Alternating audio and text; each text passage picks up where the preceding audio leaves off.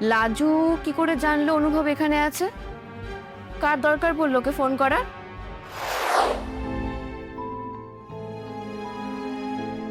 তোমার মা আজ তোমার এই অবস্থার জন্য আমাকে দায়ী করছেন অনুভব, কিন্তু তুমি খুব ভালো করে জানো আমি দায়ী নই।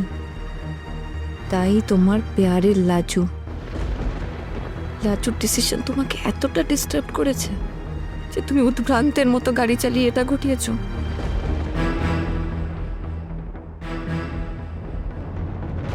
একবার মনে হয়েছিল তোমার মায়ের মুখের ওপর সমস্ত সত্যিটা বলে দিই, জাস্ট তোমার কথা ভেবে সেটা বলতে পারিনি। বাড়ি ফিরে এসো অনুভব, আমি তোমাকে আর লাজুর কথা মনে পড়তে দেব না।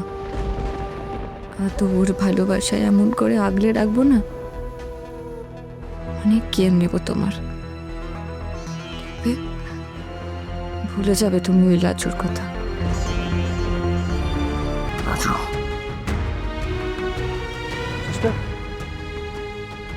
পেশেন্ট বোধহয় কাউকে ডাকছে। লাজু নামটা নিচ্ছে মনে হয়। ওয়াইফের নাম হবে হয়তো। আপনি এক কাজ করুন না, আপনি ইমিডিয়েটলি বাইরে গিয়ে পেশেন্ট পার্টিকে জিজ্ঞেস করুন লাজু বলে কেউ আছে কিনা। পেশেন্টের জ্ঞান ফিরলে তাকে দেখলে হয়তো পেশেন্ট বেটার ফিল করবে। এবার বাড়ি চলো, একটু ঘুমোতে হবে তো। গোপাল, তোর মনে হয় এই অবস্থায় বাড়িতে কি ঘুমোতে পারবো?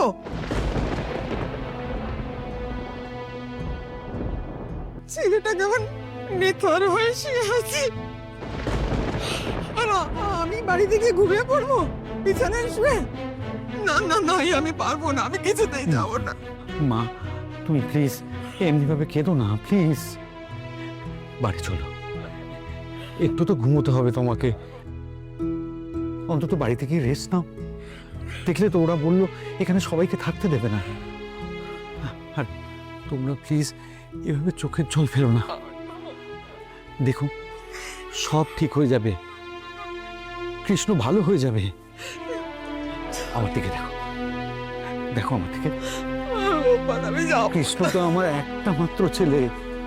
দেখো আমি নিজেকে কেমন শক্ত রেখেছি, তোমাদেরকেও তো শক্ত থাকতে হবে। অনুভব চ্যাটার্জির বাড়ির লোক একটু আসবেন তো। হ্যাঁ মা, আমরা কি হয়েছে? ওর ঠিক আছে তো? পেশেন্টের জ্ঞান ফিরছে। জ্ঞান ফিরছে?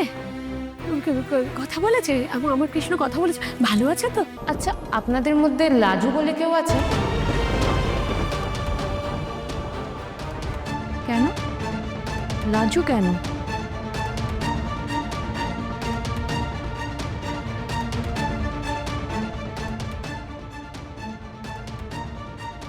লাজুর কথা হঠাৎ জিজ্ঞেস করলেন?